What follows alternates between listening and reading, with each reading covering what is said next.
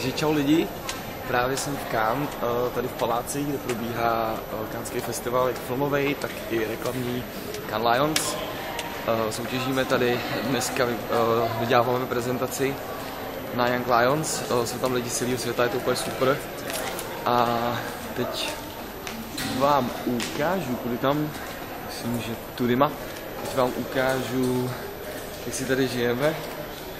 Je tady super, potkáváme se tady fakt s lidma, i včera jsem kecal s Japoncema, s Italama, s Polákama, vedle nás sedí Němci a Kolumbíci. A každopádně je tady dost velká sranda. Všichni jsou přátelský, my se snažíme být taky.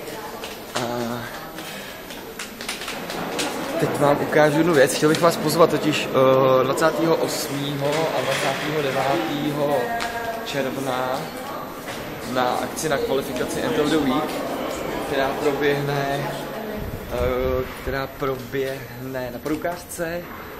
Budou to 2 dny, první den tam budou DJové, Backman, Joffre, Chief a v neděli tam bude i DJ Bass a v neděli právě proběhne kvalifikace, vystoupí tam Psyche, což je Bohuž DLM a Ize, Habera.